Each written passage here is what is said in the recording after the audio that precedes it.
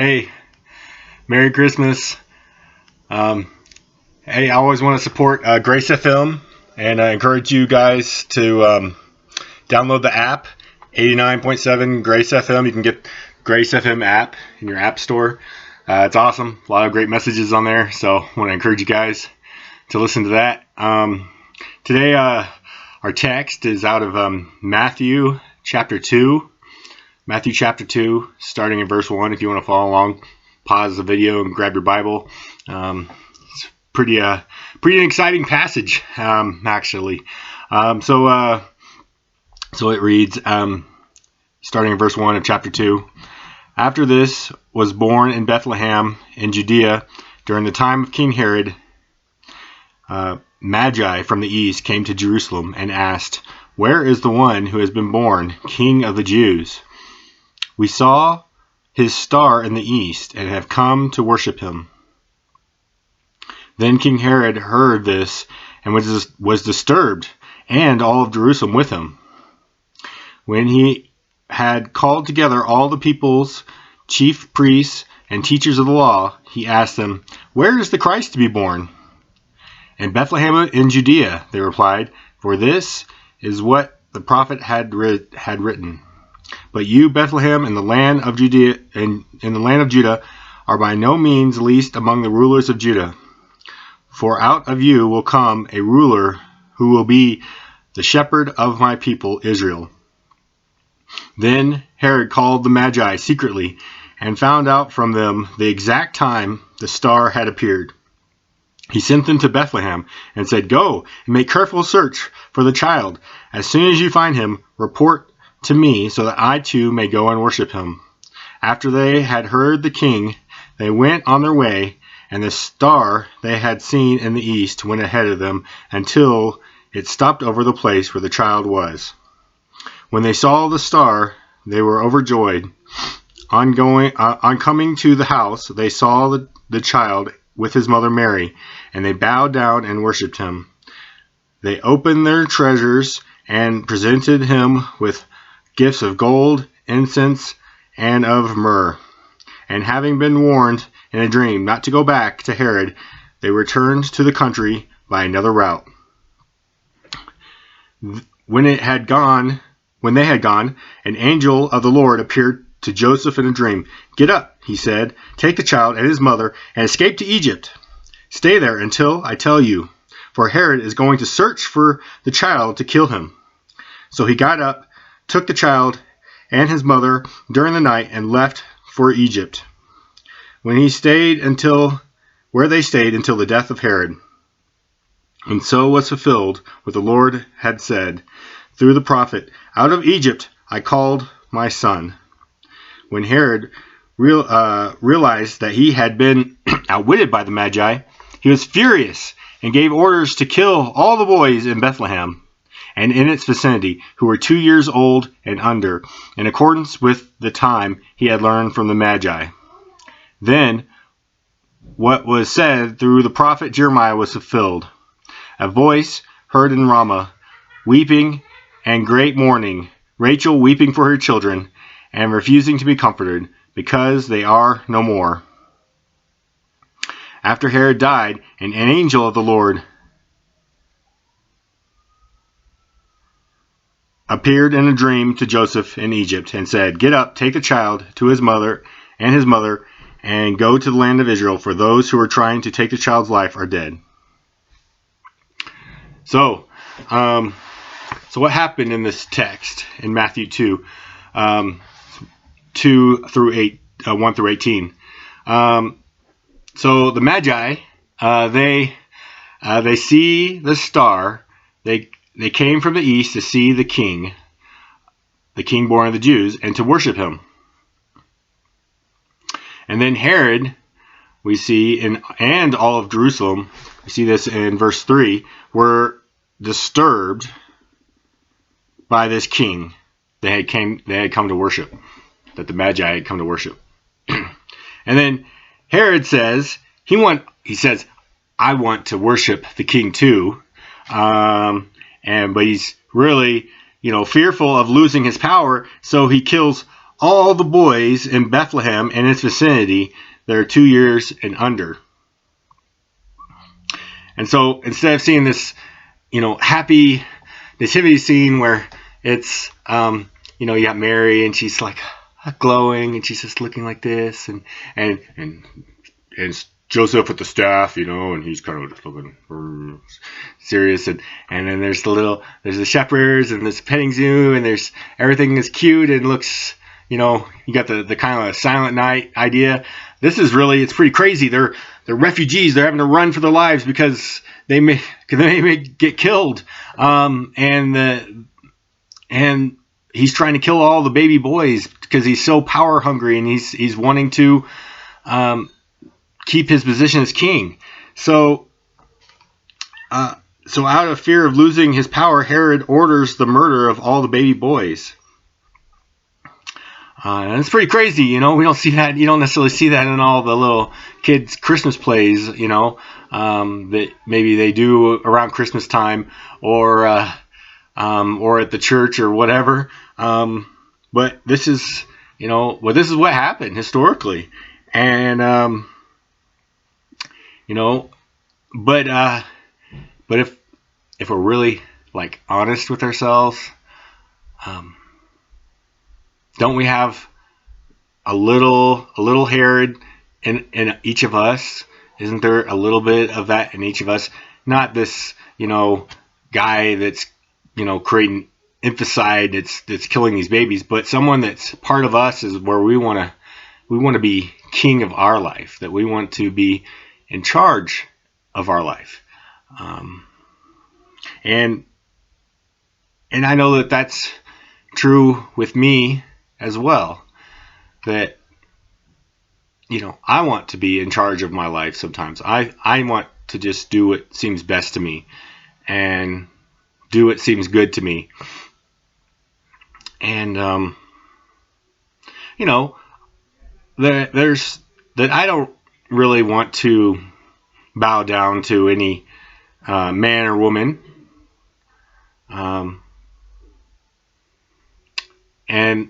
And like Herod knew that, hey, that's my title. I'm king of the Jews. Now I was put here by the Roman Empire, but I'm king of the Jews. And if this baby says that he's king of the Jews, there can't be two kings of the Jews. It's not going to work.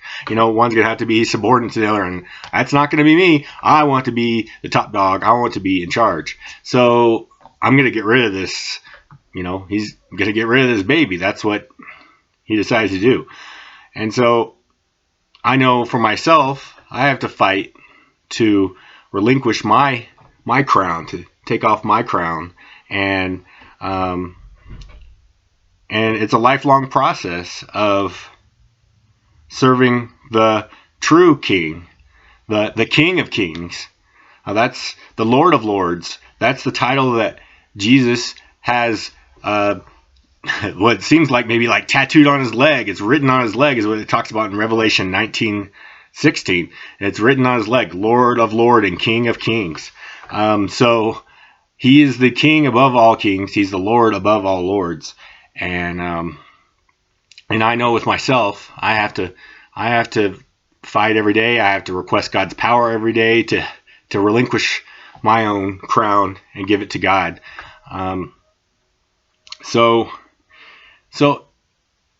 if you're a Christian and you're listening to this message, I just want to encourage you to take off your own crown, to give it over to the Lord, to give the rule of your life over to the Lord. And by God's strength, that he'll empower you to help you do that. And if you haven't relinquished authority to God, to Jesus, then I have some reasons to serve the King of Kings, Jesus, who is the King of Kings. There's some that pop just right off the top of my head, well, he's smarter than me, he's more powerful than me, but so obviously I want to serve a king that's smarter and more powerful than me, but those aren't my main reasons. So main reason number one is he is a good king. Jesus is the second person of the Trinity, and he is good. He was there at creation. We see that in John chapter 1, if you want to do a little further research. And he created everything. Everything was created through him. And if you go back to Genesis 1:1, he creates something and it was good. He creates this and it was good. Everything he creates was good. And so he is good. He's perfect, and everything he creates is good. So I want to serve a king that's good. So that's number one. I want to serve a king. I want to serve him because he's good. And he's thinking to bring about my good and bring about good for others through me. Even if we have to endure hardships and suffering in this life, he uses it to bring about good. Just like Jesus' life, he went through many hardships. He was persecuted by his own people. He was looked down upon, spat upon, accused of being a bastard born out of adultery and all kinds of sorts of things, and mistreated in every way, and then finally accused wrongfully and nailed to a cross, to dying for those that were crucifying him. And he has, so through his hardships and through his suffering, he brought about good, the salvation of anyone that will put their faith in him, that will accept his payment for their sins. So he's seeking. So that's the reason number 2. He's seeking my good. He's looking for my good, even though things may be hard, and we all have hardships. We all have suffering in some way, but through those things, he's bringing about my good and the good of others. And number 3, I got this from Nick Cady on Grace FM 89.7. Anytime I can throw a plug, it's great. I love to listen to them. But who cares about being king when you're dead? If you're dead, who cares who's in charge? Who cares whether you were in charge, whether I did it my way, I did what I wanted to do. I didn't let anyone else call the shots of my life. What difference does it make? You're dead, you're gone. So what benefit is it to you? Jesus said it best. He said in Matthew 16:26, Jesus said, "What good is it to gain the whole world and lose your soul?" What good is it to gain the whole world and lose your soul? So, if you're the king of your life, I'm in charge, I do what I want, you're the Jeff Bezos of your community or this world, it's not going to make a hill of beans. It's not going to matter even a little bit in the afterlife and in eternity, If you won't be spending eternity with the good God that loves you so much, that would die for you, then what do you really have? You don't have anything. You can't take it with you. They say, you don't see a hearse pulling a U-Haul because you can't take the stuff with you. You can't take anything with you. So why wouldn't you want to be with the God that loves you so much that he would die for you, that he would willing to give himself up for you? That's just it's a mind blowing. It's, we have all the Marvel movies, but this is something that merely makes your brain marvel. It's really a marvelous thing that the God, the creator of the universe, would die for you.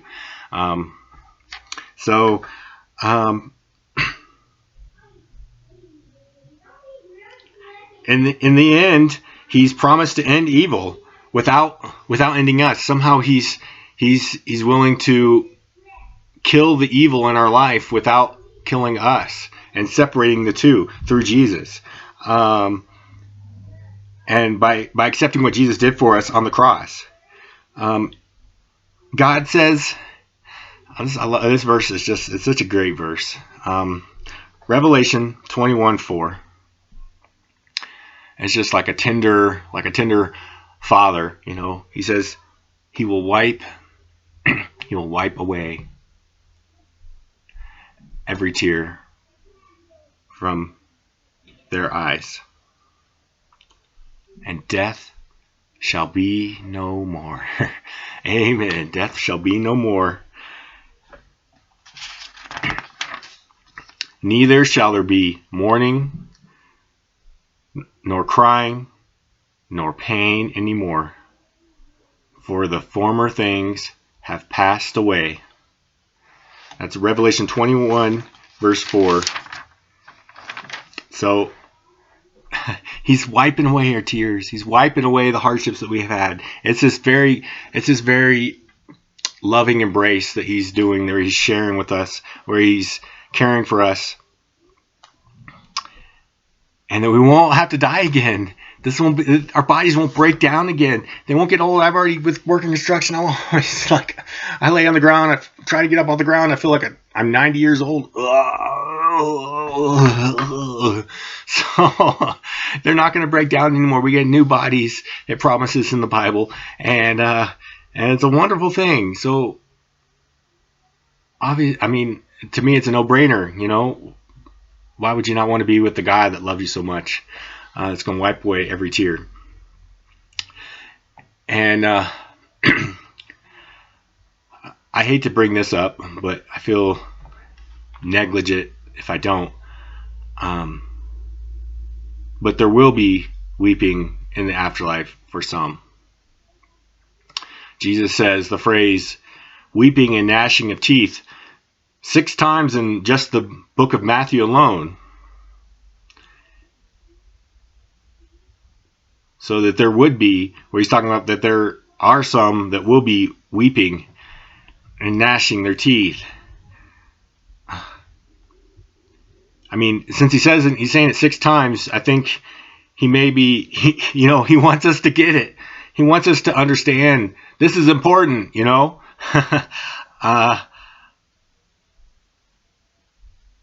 If we come to God with our good works, if we try to earn our salvation with, I'm going to just do it with my white knuckles, I'm going to just make it happen. You know, we can't. We have nothing. You have nothing if you try to do it on your own.